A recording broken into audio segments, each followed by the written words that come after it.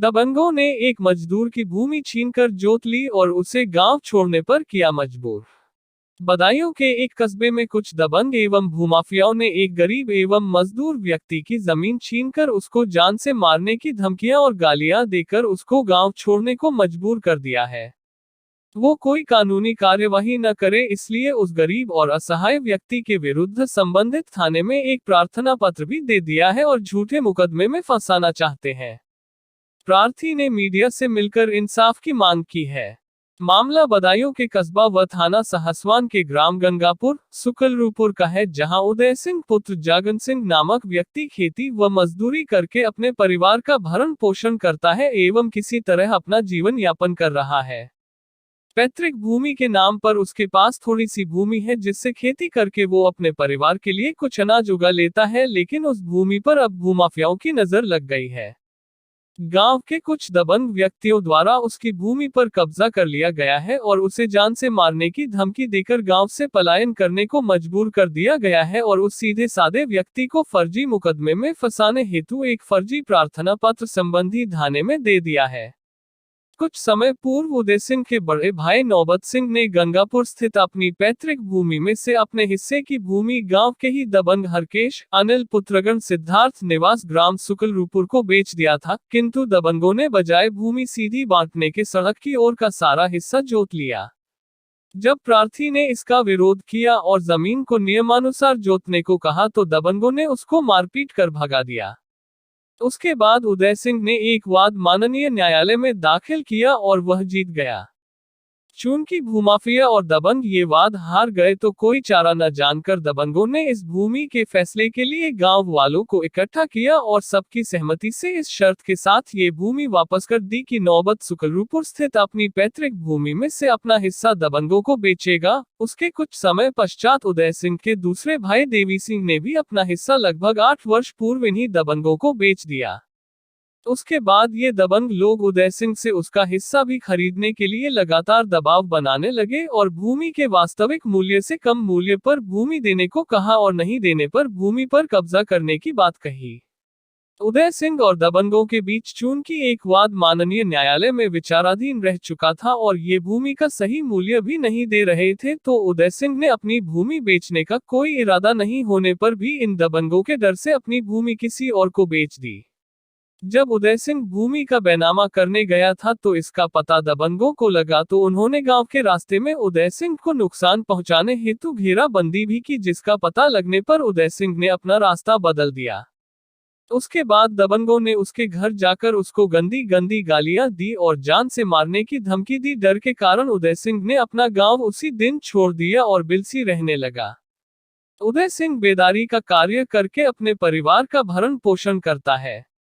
सप्ताह पूर्व कुछ संदिग्ध लोग जहां वह कार्य करता है वहां भी पहुंच गए और उसके बारे में पूछताछ करने लगे। उनके डर से उदय सिंह पिछले सप्ताह से अपने मजदूरी के कार्य पर नहीं जा रहा है। उदय सिंह को यह भी ज्ञात हुआ है कि दबंगों ने गंगापुर स्थित उसकी शेष भूमि पर कब्जा करके उसी भूमि जोत ली है। आज उदय सिंह ने मीडिया से मिलकर थाना सहसवान जाकर इन दबंगों और भू माफियाओं के विरुद्ध कार्यवाही करने और सुसंगत धाराओं में मुकदमा दर्ज करवाने और इन भूमाफिया और दबंग प्रवृत्ति के लोगों से सुरक्षा की मांग के लिए प्रार्थना पत्र थाना प्रभारी श्री संजीव शुक्ला को सौंपा है और सुरक्षा के साथ अपनी भूमि इन दबंगों से मुक्त करवाने की भी मांग की है।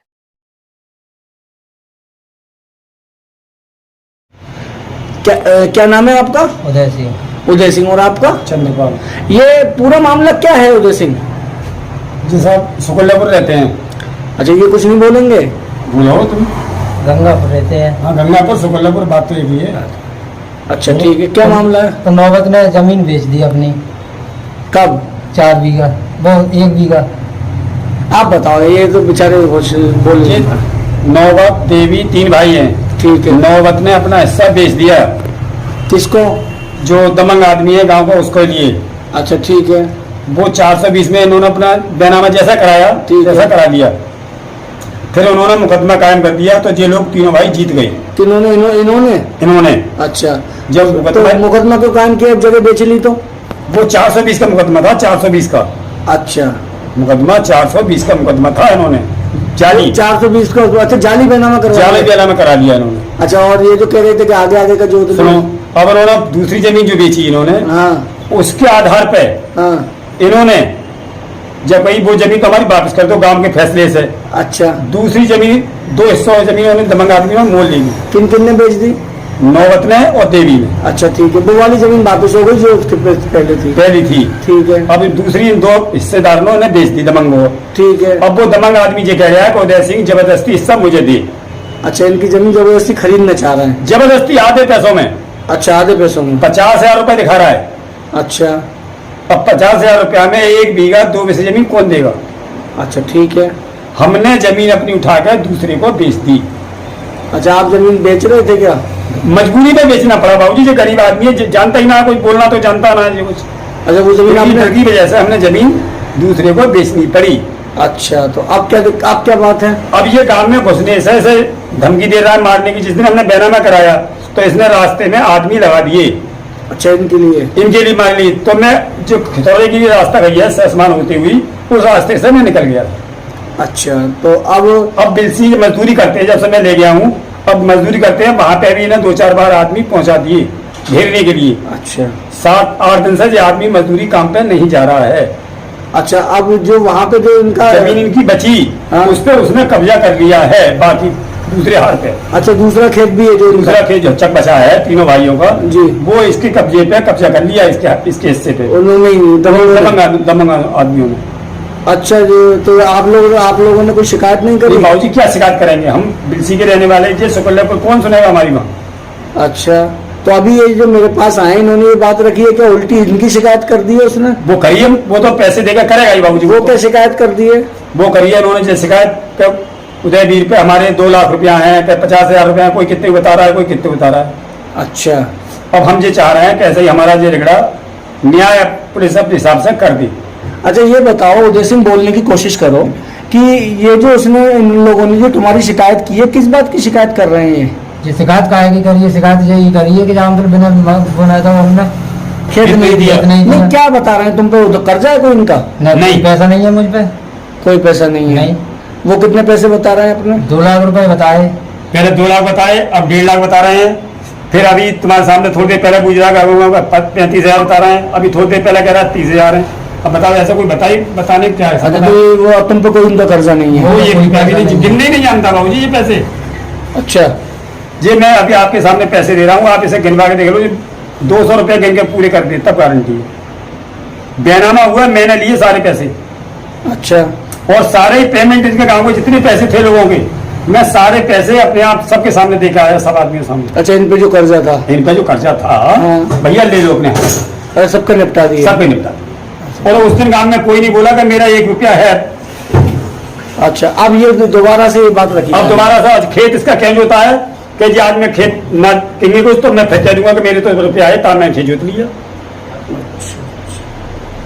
तो आपने पुलिस में शिकायत नहीं की है इसकी? नहीं, अभी नहीं करिए साहब, अगर हम जुट गए नहीं।